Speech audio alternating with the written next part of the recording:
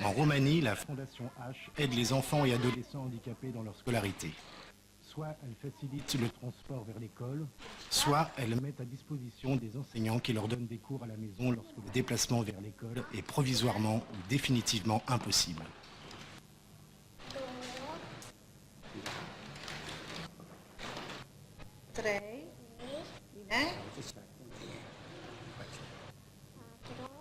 Bine?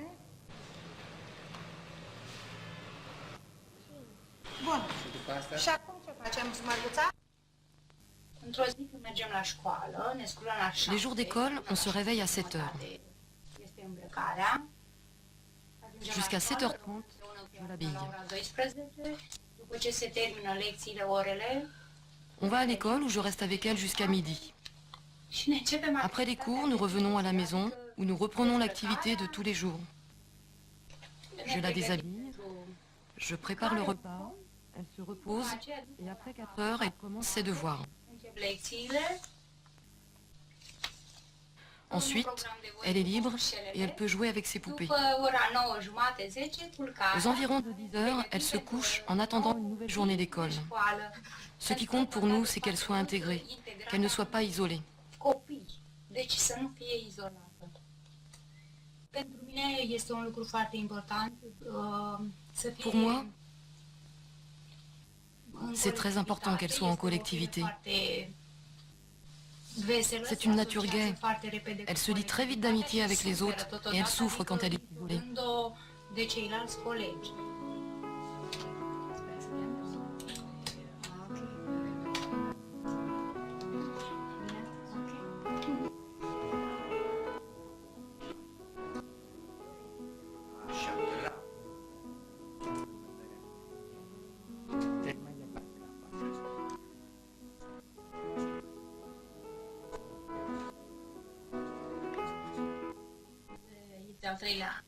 C'est la 3e année qu'elle ne va plus à l'école.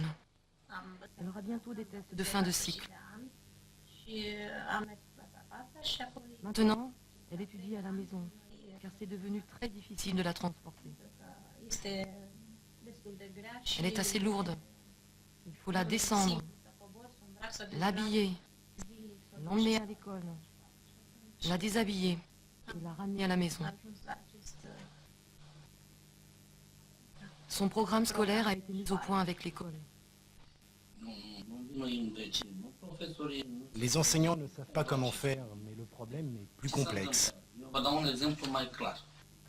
Je ne veux pas dire qu'ils ne sont pas préparés, mais je prends l'exemple de mon garçon. Car nous n'avons pas la même expérience avec lui. Lui, on l'emmenait tous les jours, du matin au soir à l'école. En fait, on faisait souffrir, car il ne nous est pas demandé d'être conduit ou aidé aux toilettes. En 5e, il ne pouvait plus dire « Mademoiselle, madame, j'aimerais aller aux toilettes ». C'est effectivement très délicat pour elle de l'aider. Alors, notre fils s'abstenait d'uriner pendant toute la journée. Nous n'avons pas voulu que notre fille connaisse les mêmes difficultés. C'est pourquoi nous avons décidé qu'elle apprendrait à la maison. Notre fille n'a pas la force de notre garçon et nous voulons la protéger. Oui, le bonheur est possible avec n'importe quel handicap. Mais tout dépend de la manière dont on s'organise et de la manière dont on voit les choses.